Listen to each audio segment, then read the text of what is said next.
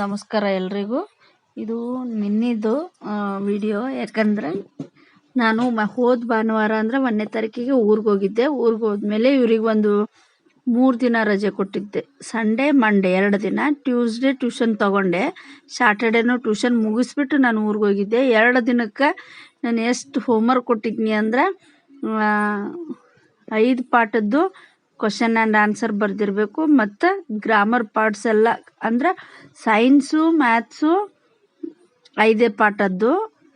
ಇನ್ನು ಕನ್ನಡದಲ್ಲಿ ಗ್ರಾಮರು, ಇಂಗ್ಲೀಷಲ್ಲಿ ಗ್ರಾಮರು, ಹಿಂದಿಯಲ್ಲಿ ಗ್ರಾಮರು. ಅದರ ಫುಲ್ಲು ಟೆಕ್ಸ್ಟ್ ಬುಕ್ಕಲ್ಲಿ ಎಷ್ಟು ಗ್ರಾಮರ್ ಇರುತ್ತೆ ಅಷ್ಟು ಯಾರು ಬರೀತಾರ ಅವರಿಗೆ ಪ್ರೈಸ್ ಕೊಡ್ತೀನಿ ಅಂತ ಹೇಳೋಗಿದ್ದೆ. ನಾನು ಪ್ರತಿ ಸರನೂ ಇದೇ ರೀತಿನೇ ಅಂದ್ರೆ ನಾನು ಊರಿಗೆ ಹೋದ್ರು ಅವರಿಗೆ ಬರೆಯೋಕೆ ವರ್ಕ್ ಕೊಟ್ರೆ ಅವ್ರ ಪೇರೆಂಟ್ಸಿಗೆ ಪ್ರಾಬ್ಲಮ್ ಇರಲ್ಲ. ಇಲ್ಲಾಂದ್ರೆ ಏನು ಮಾಡ್ತಾರೆ, ಟ್ಯೂಷನ್ ರಜೆ ಐತಿ ಅಂಥೇಳಿ ಆಟ ಆಡೋಕೆ ಹೋಗೋದು, ಓದೋದು ಅದು ಮಾಡೋಂಗಿಲ್ಲ. ಹಾಗಾಗಿ ಅವ್ರಿಗೆ ಪ್ರೈಸ್ ನಾನು ಕೊಡ್ತೀನಿ ಅನ್ನೋದಕ್ಕೆ ಏನಾಗ್ಬಿಡುತ್ತೆ, ಖುಷಿಯಿಂದ ಬರೀತಾರೆ. ಮತ್ತು ಇನ್ನೊಂದು ಅವ್ರವ್ರಿಗೇ ಡಿಸೈಡ್ ಮಾಡೋಕೆ ಕೊಡ್ತೀನಿ ನಾನು. ಯಾರು ಚೆನ್ನಾಗಿ ಬರ್ದಾರ, ಯಾರು ಚೆನ್ನಾಗಿ ಬರ್ದಿಲ್ಲ ಅವ್ರಿಗೆ ನೀವೇ ಪ್ರೈಸು ಯಾರಿಗೆ ಕೊಡಂತ ಹೇಳ್ತೀರಿ ಅವ್ರಿಗೆ ನಾನು ಪ್ರೈಸ್ ಕೊಡ್ತೀನಿ ಅಂಥೇಳಿ ಫಸ್ಟು ಸೆಕೆಂಡು ಥರ್ಡು ಪ್ರತಿ ಸರ ಕೊಡ್ತಿರ್ತಿದ್ದೆ. ಈ ಸರ ಇಬ್ಬರು ನೀಟಾಗಿ ಬರೆದಿದ್ದು. ಅದ್ರಾಗ ಒಂದಿಷ್ಟು ಜನ ನಾನು ಅವತ್ತು ಬರೋಂಗಿಲ್ಲ ಅನ್ನೋದಕ್ಕೋಸ್ಕರ ಅವ್ರೇನು ಮಾಡಿದ್ರು, ಟ್ಯೂಷನಿಗೆ ಬಂದಿದ್ದಿಲ್ಲ. ಹಾಗಾಗಿ ಅದರಲ್ಲೂ ನೀಟಾಗಿ ಬರೋದ್ರೂ ಅವ್ರಿಗೆ ಪ್ರೈಸ್ ಅಂತ ಬಂದಿಲ್ಲ. ಅವತ್ತು ಫಸ್ಟ್ನೇ ದಿನ ಯಾರಿರುತ್ತೆ ಅಂದ್ರೆ ಅದು ಏನೋ ಮಕ್ಳಿಗೆ ಒಂದು ರೀತಿ ಕ್ಯೂರಿಯಾಸಿಟಿ ಅನ್ನೋಕ್ಕೋಸ್ಕರ ಆ ರೀತಿ ನಾನು ಪ್ರೈಸ್ ಕೊಡ್ತೀನಿ ಅಷ್ಟೇ. ಮತ್ತು ಚಿಲ್ಡ್ರನ್ಸ್ ಡೇ ಕೊಡ್ತೀನಿ, ಅವ್ರ ಬರ್ತ್ಡೇಗಳಿಗೆ ಕೊಡ್ತೀನಿ. ಒಟ್ಟು ನನಗೆ ಅವರಿಂದ ಖುಷಿ. ಯಾಕಂದ್ರೆ ಆಲ್ಮೋಸ್ಟ್ ಬೆಂಗಳೂರಾಗ ನೋಡ್ರಿ ಯಾವ ರೀತಿ ಅಂದ್ರೆ ಪ್ರೀತಿ ಸಿಗೋದು ಕಡಿಮೆ. ಎಲ್ಲರೂ ಅವ್ರವ್ರ ಕೆಲಸಕ್ಕೇ ಟೈಮ್ ಕೊಡ್ತಿರ್ತಾರೆ. ನನ್ನ ಟ್ಯೂಷನ್ ಮಕ್ಕಳು ಆ ರೀತಿ ಅಲ್ಲ. ನಾನು ನಮ್ಮ ಬಿಲ್ಡಿಂಗ್ ಇಳಿದು ಹೋಗ್ತಾ ಇದ್ದೆ ಅಂದ್ರೆ ಹತ್ತತ್ರ ಒಂದು ಕಿಲೋಮೀಟ್ರ್ ತನೂ ಅಲ್ಲಿ ತನೂ ಬಸ್ ಸ್ಟಾಪ್ ಬರುತ್ತೆ ನಮ್ಮ ಮನೆಯಿಂದ. ಅಲ್ಲಿ ತನೂ ಎಲ್ಲ ಮಕ್ಕಳು ಮ್ಯಾಮ್ ಮ್ಯಾಮ್ ಅಂತ ಕರೆಯೋದೇ ಒಂದು ರೀತಿ ಖುಷಿ. ಇನ್ನು ನನ್ನ ಬರ್ತಡೇ ಅವರೇ ಸೆಲೆಬ್ರೇಷನ್ ಮಾಡ್ತಾರೆ, ಮತ್ತು ಟೀಚರ್ಸ್ ಡೇ ಸೆಲೆಬ್ರೇಷನ್ ಮಾಡ್ತಾರೆ. ಈ ಬೆಂಗಳೂರೊಳಗೆ ನಾನು ಅಂತ ಗೊತ್ತಾಗಿದ್ದೆ ನನಗೆ ಅವರಿಂದ, ಟ್ಯೂಷನ್ ಮಕ್ಕಳಿಂದನೇ ನಾನು ಅನ್ನೋದು ಪರಿಚಯ ಆದೆ ಅಂತ ಹೇಳ್ಬೋದು. ಯಾಕಂದ್ರೆ ಅಷ್ಟು ಪ್ರೀತಿನ ಅವರು ಕೊಡ್ತಾ ಇದ್ದಾರೆ. ಅವ್ರ ಪೇರೆಂಟ್ಸು ನಾನು ಅಷ್ಟೇ ಕೇರ್ಫುಲ್ಲಾಗಿ, ಅಷ್ಟೇ ನನ್ನ ಮೇಲೆ ನಂಬಿಕೆಯಿಂದ. ಅಂದ್ರೆ 1 ಅವರ್ ಲೇಟ್ ಆಯಿತು, ಅವ್ರು ವರ್ಕ್ ಮಾಡೋದು ಪ್ಲೇಸಿಂದ ಬರೋದು ಲೇಟ್ ಆಯಿತು, ಟ್ರಾಫಿಕ್ಕಿಂದ ಏನೋ ಒಂದು ಸಮಸ್ಯೆಯಿಂದ ಅವ್ರು ಬರೋದು ಲೇಟ್ ಆದರೂ ಟ್ಯೂಷನ್ ಮ್ಯಾಮ್ ಹತ್ರ ಇದ್ದರೆ ಅವ್ರು ಸೇಫಾಗಿರ್ತಾರ ಅನ್ನೋ ನಂಬಿಕೆನ ನಾನು ಅವ್ರ ಪೇರೆಂಟ್ಸಿಂದನೂ ಉಳಿಸ್ಕೊಂಡೀನಿ. ಹಾಗಾಗಿ ಎಲ್ಲನೂ ನನಗೆ ಅವ್ರು ಹೆಂಗಂದ್ರೆ ಒಂದು ರೀತಿ ನನಗೆ ಚಂದು ಚಿರಂತ ಹೆಂಗೆ ನನ್ನ ಟ್ಯೂಷನ್ ಮಕ್ಕಳು ನನಗೆ ಸೇಮ್ ಅದೇ ರೀತಿ. ನಾನು ಯಾವುದಕ್ಕೂ ರೆಸ್ಟ್ರಿಕ್ಷನ್ ಅಂತ ಮಾಡೋಂಗಿಲ್ಲ.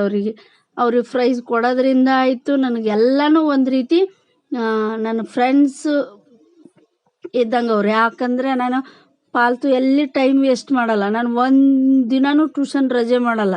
ಏನೋ ಅನಿವಾರ್ಯ ಊರಿಗೆ ಹೋಗೋದು ಬಂತು ಅಂದರೆ, ಈ ಸರ ಏನೋ ಅನಿವಾರ್ಯ ಅಂತ ಬಂತು. ಇಲ್ಲಾಂದರೆ ನಾನು ಇವಾಗ ದಸರಾ ರಜೆಗೆ ಹೋಗ್ತಿದ್ದೆ. ದಸರಾ ರಜದಲ್ಲೇ ಸ್ಕೂಲ್ ರಜೆ ಇರ್ತಿತ್ತು. ನಾನು ಅದನ್ನ ಸಕನೂ ಟ್ಯೂಷನ್ ಫೀಸಿಗೆ ಆ್ಯಡ್ ಮಾಡಿ ರಜೆ ತೊಗೊಳ್ಳಲ್ಲ. ಅವ್ರು 1 ವಾರ ರಜೆ ಇತ್ತು ಅಂದ್ರೆ 1 ವಾರದ ನಾನು ಫೀಸು ಕಡಿಮೆ ಮಾಡಿಕೊಂಡೇ ತೊಗೊಳ್ತೀನಿ. ಯಾಕಂದ್ರೆ 1 ವಾರದ ಅವ್ರ ಪೇರೆಂಟ್ಸೇ ನನಗೆ ಹೇಳ್ತಿರ್ತಾರೆ, ಅದು ನೀವು ತೊಗೊಳ್ರಿ, ಯಾಕೆ 1 ವಾರದ ಫೀಸ್ ತೊಗೊಂಡಿಲ್ಲ, ಎಲ್ಲ ಕಡೆಯೂ ತೊಗೊಳ್ತಾರಂತ. ನಾನು ಆದ್ರೂ 1 ವಾರದ್ದು ಅವ್ರದ್ದು ಮುಂದೆ 1 ವಾರ ಹೆಚ್ಚು ಟ್ಯೂಷನ್ ಮಾಡಿ ಅವ್ರ ಫೀಸ್ 1 ತಿಂಗಳಂತ ಕನ್ಸಿಡರ್ ಮಾಡ್ತೀನಿ. ಯಾಕಂದ್ರೆ ಯಾರ್ದು ಅನ್ಯಾಯ ದುಡ್ಡು ಬೇಕಾಗಿಲ್ಲ. ಯಾಕಂದ್ರೆ ಮುಗ್ಧ ಮನಸ್ಸಿರೋ ಮಕ್ಕಳು ಪ್ರೀತಿ ಸಿಕ್ಕರೆ ಸಾಕು. ಅದೇ ಏನು ಹೇಳ್ತೀನಿ, ಇವಾಗ ನನಗೆ ಯಾರಾದರೂ ಒಬ್ಬರು ಟ್ಯೂಷನ್ ಮಕ್ಕಳಲ್ಲೇ ದೇವಸ್ಥಾನಕ್ಕೆ ಅದು ಹೋಗಿ ಪ್ರಸಾದ ಕೊಟ್ಟರು ಅಂದ್ರೆ ನಾನು ಆ ಪ್ರಸಾದನ ಎಲ್ಲ ಮಕ್ಕಳಿಗೂ ಕೊಟ್ಟು ಅವ್ರ ಮುಂದೆನೇ ನಾನು ಒಂದು ಸ್ವಲ್ಪ ತಿಂತೀನಿ. ಅಂದರೆ ನಂಗೆ ಎತ್ತಿಟ್ಟು ತಿನ್ನಬೇಕು ಆ ರೀತಿ ಅನ್ನೋಂಗಿಲ್ಲ. ಯಾಕಂದ್ರೆ ನನಗೆ ಫಸ್ಟ್ ಎಲ್ಲ ಅವರೇ. ಆಮೇಲೆ ಯಾಕಂದರೆ ಎಷ್ಟೋ ಜನ ಎಷ್ಟು ಟೈಮ್ ವೇಸ್ಟ್ ಮಾಡ್ತಾರೆ, ಅಲ್ಲಿ ಕೂತು ಕಳೆದೆ, ಅಲ್ಲಿ ಹೋಗಿ ಕಳೆದೆ. ನಾನು ಹಂಗಾಗಿ ನಾನು ಇನ್ನು ಅವ್ರನ್ನ ಕರ್ಕೊಂಡು ಕುತ್ಕೊಂಡು ಟೈಮು ಸ್ಪೆಂಡ್ ಮಾಡ್ತೀನಿ. ಟೈಮ್ ವೇಸ್ಟ್ ಮಾಡೋಕ್ಕೆ ಇಷ್ಟಪಡಲ್ಲ. ಅವ್ರಿಗೆ ಇವತ್ತೇನು ಹೊಸದು ಕಲಿಸ್ಬೇಕು ಅಂಥೇಳಿ ಫಸ್ಟೇ ನಾನು ಆಲೋಚನೆ ಮಾಡ್ಕೊತೀನಿ. ಮತ್ತು ಹಾಗಾಗಿ ನನ್ನ ಮಕ್ಕಳು ಎಲ್ಲ ಟ್ಯೂಷನ್ ಮಕ್ಕಳು ಅವ್ರವ್ರ ಕ್ಲಾಸಲ್ಲಿ ಅವರೇ ಲೀಡ್ರು, ಎಲ್ಲರೂ ಟಾಪರು. ಆಲ್ಮೋಸ್ಟ್ ನನ್ನ ಹತ್ರ ಬರ್ತಾ ಇರೋ ಮಕ್ಕಳು 3 ವರ್ಷದ ಮಕ್ಕಳು ಕಂಟಿನ್ಯೂ ಇದ್ದಾವೆ. ಎಲ್ಲ ಮಕ್ಕಳು ಟಾಪರು. ಇವಾಗ SS ಸ್ಟಾರ್ಟ್ ಆಯಿತು, ಇನ್ನೂ SS ಸ್ಟಾರ್ಟ್ ಆಗಿಲ್ಲ. ಇವಾಗ FA ಮುಗ್ದಿರೋದು. ನಾನು ಆಲ್ರೆಡಿ ಎಸ್ಸೆ ಇವಾಗೆ ಪ್ರಾಕ್ಟೀಸ್ ಮಾಡಿಸ್ತಾ ಇದ್ದೀನಿ. ಇನ್ನು ಯಾವಾಗ ಗೌರ್ಮೆಂಟ್ ಸ್ಕೂಲ್ ಮಕ್ಕಳಿಗೆ 12ರಿಂದ ಸ್ಟಾರ್ಟು, ಫ್ರಾಡ್ ಸ್ಕೂಲ್ ಮಕ್ಕಳಿಗೆ 18ರಿಂದ ಸ್ಟಾರ್ಟು. ನಾನು ಫಸ್ಟೇ ಅವರಿಗೆ ಎಲ್ಲ ಯಾವ ರೀತಿ ಬರುತ್ತಾ ಅಂಥೇಳಿ ಮಧ್ಯಾಹ್ನ ಏನು ಇರ್ತೀನಲ್ಲ ಆ ಟೈಮಲ್ಲಿ ಆಯಾ ಮಕ್ಕಳಿಗೆ ಎಷ್ಟು ಕ್ವಶನ್ ಕೊಡಬೇಕು ಅಂಥೇಳಿ ನಾನೇ ಅವ್ರಿಗೆ ಕ್ವಶನ್ ಪೇಪರ್ ಎಲ್ಲ ರೆಡಿ ಮಾಡಿ ಪ್ರಾಕ್ಟೀಸ್ ಮಾಡಿಸ್ತೀನಿ. ಹಾಗಾಗಿ ಅವ್ರ ಪೇರೆಂಟ್ಸಿಗೂ ನನ್ನ ಮೇಲೆ ಒಂದು ರೀತಿ ನಂಬಿಕೆ. ಅದಕ್ಕೆ ನಾನು ಏನು ಹೇಳ್ತಾ ಇರೋದಂದ್ರೆ, ನಾನು ದುಡ್ಡಿಗಾಗಿ ಅಂತ ಟ್ಯೂಷನ್ ಮಾಡೋಂಗಿಲ್ಲ, ಅವ್ರ ಪ್ರೀತಿಗಾಗಿ ಅಂತ ಮಾಡ್ತೀನಿ. ಇನ್ನೊಂದು ಅವ್ರ ಜೊತೆ ಟೈಮ್ ಕಳೆಯೋಕ್ಕೋಸ್ಕರ. ಈಗ ನೋಡ್ರಿ, ಎಲ್ಲರ ಹೋದ್ರೆ 4 ಗಂಟೆಗೆ ನಾನು ಎನಿ ಕಂಡೀಷನ್ ಮನೆಗೆ ಬರಬೇಕು. ಯಾಕಂದ್ರೆ ನನಗೋಸ್ಕರ ನನ್ನ ಮಕ್ಕಳು ಕಾಯ್ತಿರ್ತಾವೆ. ಮತ್ತು ಸಂಡೇ ಎಲ್ಲರ ಹೋಗಬೇಕು ಅಂದರೆ ಬೆಳಗ್ಗೆ 10ರಿಂದ 1 ಗಂಟೆ ತನಕ ಎಲ್ಲಿ ಹೋಗಲ್ಲ, ಮಧ್ಯಾಹ್ನ ಮೇಲೇ ಬರ್ತೀನಿ. ಯಾಕಂದರೆ ಎಲ್ಲ ನನ್ನ ಫ್ರೆಂಡ್ಸಿಗೂ ಏನೈತಿ ಅವ್ರು ಟ್ಯೂಷನ್ ಮಾಡ್ತಾರೆ, ಆ ಟೈಮಲ್ಲಿ ಅವರಿಗೆ ಡಿಸ್ಟರ್ಬ್ ಮಾಡಬಾರ್ದು ಅನ್ನಂಗೆ. ಆ ರೀತಿ ನನಗೆ ಒಟ್ಟು ಟೈಮ್ ವೇಸ್ಟ್ ಮಾಡೋಕ್ಕೆ ನಂಗೆ ಇಷ್ಟ ಆಗಂಗಿಲ್ಲ. ಹಾಗಾಗಿ ನಾನು ಎಲ್ಲ ಟೈಮ್ನು ವಿತ್ ಫ್ಯಾಮ್ಲಿ ಜೊತೆ ಬಿಟ್ಟು ಆಮೇಲೆ ಎಲ್ಲ ಟೈಮು ನಾನು ಟ್ಯೂಷನ್ ಮಕ್ಕಳ ಜೊತೆನೇ ಟೈಮ್ ಕಳಿತೀನಿ ಅಂತ ಹೇಳ್ಬೋದು. ಯಾಕಂದ್ರೆ ಒಂದು ರೀತಿ ಅವರೇ ಯಾವ ರೀತಿ ಅಂದ್ರೆ ದೇವ್ರಿದ್ದಂಗೆ. ಏನು ಹೊಟ್ಟೆ ಕಿಚ್ಚು ಪಡೋಂಗಿಲ್ಲ, ಏನು ಟೆನ್ಷನ್ ಇಲ್ಲ. ನಗಬೇಕಾ ನಗಿಸ್ತಾರೆ, ಅಳ್ಬೇಕಾ ಅವ್ರ ಫೀಲ್ಗಳನ್ನು ಹೇಳ್ಕೊತಾರೆ. ಅದ್ರಾಗ ಸ್ವಲ್ಪ ದೊಡ್ಡ ಮಕ್ಕಳು ಇರೋದ್ರಿಂದ ಇವಾಗಂತೂ ನನ್ನ ಹತ್ರ ಬರ್ತಾ ಇರೋದು 3ನೇ ಕ್ಲಾಸಿಂದನೇ 8th ತನಕ ಎಲ್ಲ ಮಕ್ಕಳಿಗೂ ಭಾವನೆಗಳು ಅರ್ಥ ಆಗ್ತಾವೆ. ಎಷ್ಟು ಖುಷಿಯಿಂದ ಮಾತಾಡ್ತಿರ್ತಾರೆ. ಎಲ್ಲ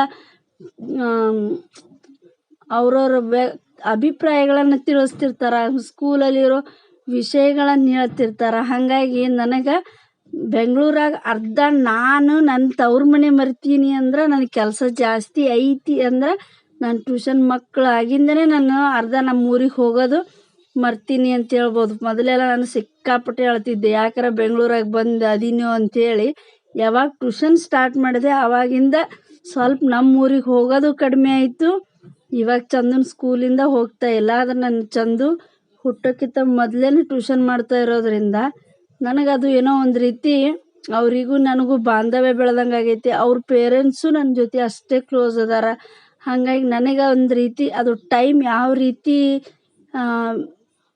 ಹೋಗುತ್ತಂತ ಗೊತ್ತಾಗಂಗಿಲ್ಲ. ಹಾಗಾಗಿ ಯಾವುದೇ ಕೆಲಸ ಮಾಡಲಿ ಶ್ರದ್ಧೆಯಿಂದ ಭಕ್ತಿಯಿಂದ, ಅವ್ರು ಕೊಡೋ ದುಡ್ಡಿಗಂತೂ ನಾನು ಮೋಸ ಮಾಡೋಂಗಿಲ್ಲ.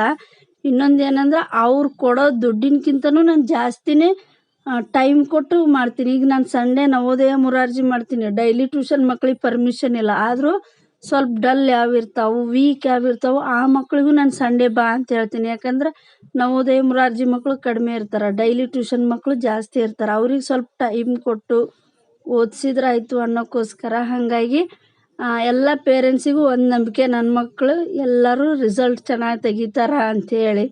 ಇವತ್ತು ಕ್ಲಾಸ್ ಮುಗಿದ ಮೇಲೆ ಇವಾಗ ಮಧ್ಯಾಹ್ನನೇ ಅಡುಗೆ ಮಾಡಿಬಿಟ್ಟೆ. ಯಾಕಂದ್ರೆ ಸ್ವಲ್ಪ ಸಾಯಂಕಾಲ ನಮ್ಮ ಕಂಪ್ನೀಲಿ ಗಣಪತಿ ಕೂಡ್ಸತ್ತಿದ್ರು. ಅಂದ್ರೆ ನಮ್ಮ ಕಂಪ್ನಿಯಿಂದ ಫ್ರೆಂಡ್ಸ್ ಸೇರಿ ಒಂದು ಲೇಔಟ್ ಮಾಡ್ಕೊಂಡಾರ. ಆ ಲೇಔಟಲ್ಲಿ ಗಣಪತಿ ಕೂಡಿಸ್ತಾಯಿದ್ರು.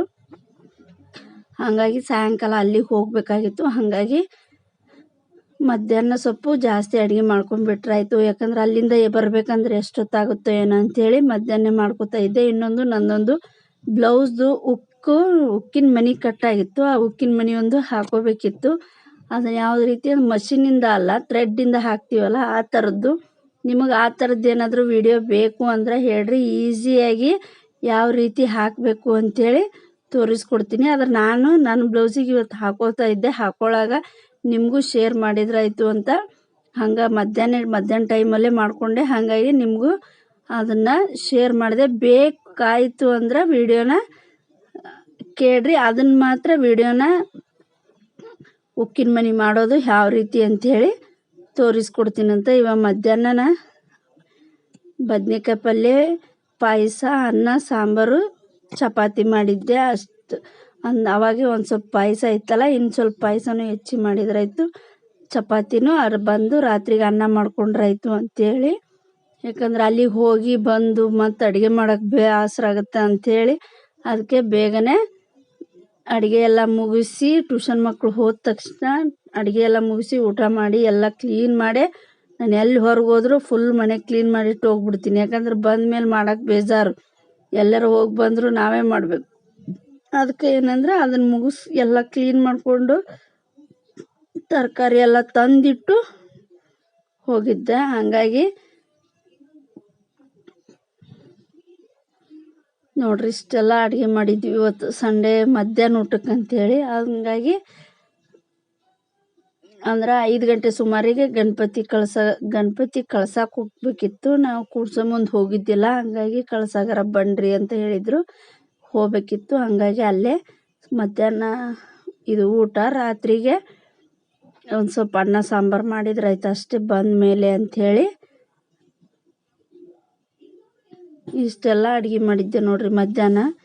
ಇನ್ನೇನು ಅದೊಂದು ಬ್ಲೌಸು ಉಕ್ ಹಾಕೋಬೇಕಿತ್ತು, ಅದನ್ನೊಂದು ಉಕ್ಕಿನ ಮಣಿ ಮಾಡಿಕೊಂಡೆ. ನಿಮಗೂ ಆ ವಿಡಿಯೋ ಏನಾದರೂ ಬೇಕಾಯಿತು ಅಂದ್ರೆ ಹೇಳ್ರಿ, ನಾನು ಅದನ್ನು ಸಪ್ರೇಟ್ ವಿಡಿಯೋ ಮಾಡಿ ಹಾಕ್ತೀನಂತ. ಪ್ಲೀಸ್ ವಿಡಿಯೋ ಇಷ್ಟ ಆಯಿತು ಅಂದ್ರೆ ಸಬ್ಸ್ಕ್ರೈಬ್ ಮಾಡಿಕೊಂಡು ನೋಡ್ರಿ. ಮಾಡೋದು ಯಾವ ರೀತಿ ಅಂತ ನೋಡೋಣ ಬರ್ರಿ. ಫಸ್ಟ್ ಏನೈತಿ, ಈ ನಾವು ಮುಂದೆ ಮಾಡ್ಕೊತಿರ್ತೀವಲ್ಲ 4 ಎಳೆ ದಾರ ತಗೊಂಡು ಸೂಜಿಯಿಂದ ಉಲ್ಟಾ ಹೊಲ್ಕೋಬೇಕು. ಆಮೇಲೆ ನಮಗೆ ಎಷ್ಟು ಉದ್ದ ಬೇಕು ಅಷ್ಟು ಉದ್ದಕ್ಕೆ ಈ ರೀತಿನ ಸೂಜಿನ ಚುಚ್ಕೋಬೇಕು. ಇಷ್ಟು ಚುಚ್ಕೊಂಡು ಏನಿಲ್ಲ, ಈ ಹೂವು ಕಟ್ಟು ಮಲು ಹಾಕ್ತೀವಲ್ಲ ಹಂಗೆ ಈ ಸೂಜಿ ಮೇಲೆ ಏನು ಮಾಡಬೇಕು, ನಾವು ನಿಧಾನಕ್ಕೆ ಹಿಂಗೆ ಹಾಕೋತ ಹೋಗಬೇಕು.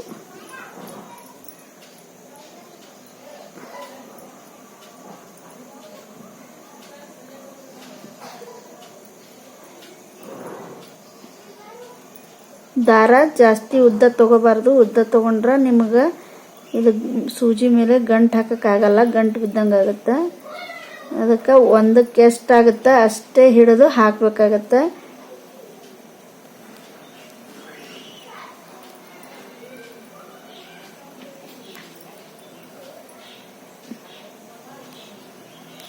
ನೋಡ್ರಿ, ನಮಗೆ ಎಷ್ಟು ಉದ್ದ ಬೇಕು ಅಷ್ಟು ಉದ್ದಕ್ಕೆ ನಾವು ಈ ರೀತಿ ಹಾಕ್ಕೊಂಡು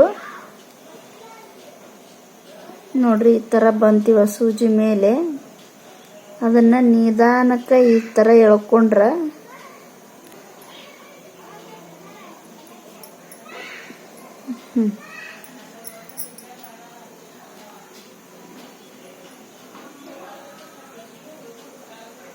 ಈ ರೀತಿ ಆಗುತ್ತೆ. ಅದನ್ನೇನೈತಿ ಇಲ್ಲಿಗೆ ಚುಚ್ಕೊಂಡು ನಮಗೆ ಎಷ್ಟು ಬೇಕು ಅಷ್ಟು ಗಂಟು ಹಾಕೊಂಡ್ರೆ ಮುಗೀತು.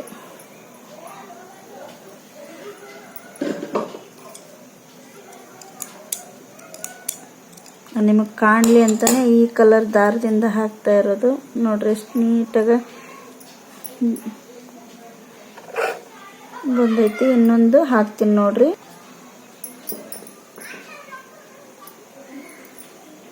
ಏನಿಲ್ಲ, 4 ಎಳೆ ದಾರ ತಗೋಬೇಕು. 4 ಎಳೆ ದಾರ ತಗೊಂಡು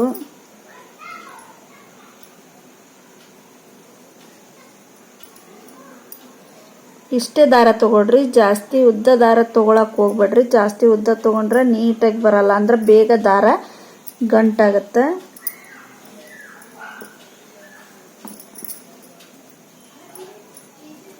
ಈಗ ನೋಡ್ರಿ, ಇಲ್ಲಿಂದ ಇಲ್ಲಿಗೆ ಹಾಕ್ಬೇಕು ನಾವು. ಅದಕ್ಕೆ ನಾವೇನು ಮಾಡಬೇಕು, ಉಲ್ಟಾಯಿಂದ ಚುಚ್ಚಬೇಕು. ಎಲ್ಲಿಗೆ ಎಂಡ್ ಆಗಬೇಕಿರುತ್ತಲ್ಲ ಆ ಕಡೆಯಿಂದ ತಗೊಂಡು ಇಷ್ಟು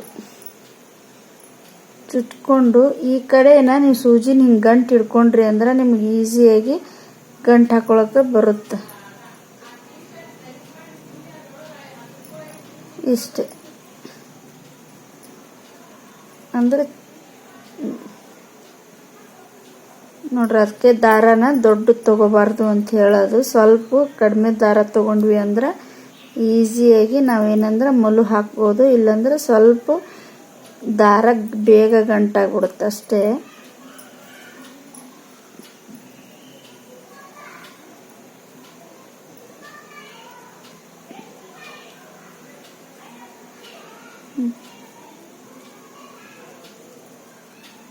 ಅಂದ್ರೆ ಈ ಸೂಜಿ ಮೇಲೆನೆ ಗಂಟಾಕಿ ಹಾಕಿದ್ವಿ ಅಂದ್ರೆ ಫುಲ್ ಸ್ಟಿಫ್ ಆಗಿ ಕುತ್ಕೊಳ್ಳುತ್ತೆ.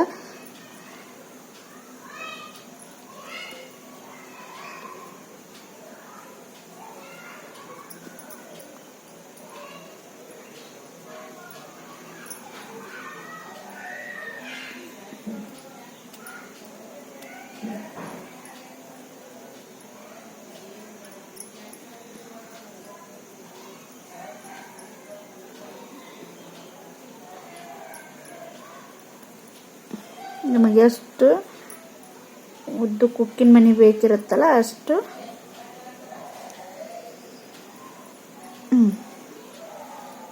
ಇಷ್ಟು ಉದ್ದ ಆಯಿತು. ಅದನ್ನೇನೈತಿ ನೀಟಾಗಿ ಹಿಂಗೆ ಸೂಜಿ ಎಳ್ಕೊಂಡ್ವಿ ಅಂದ್ರೆ ನಾವು ಅದು ದಾರದಾಗ ಬಂದ್ಬಿಡುತ್ತೆ.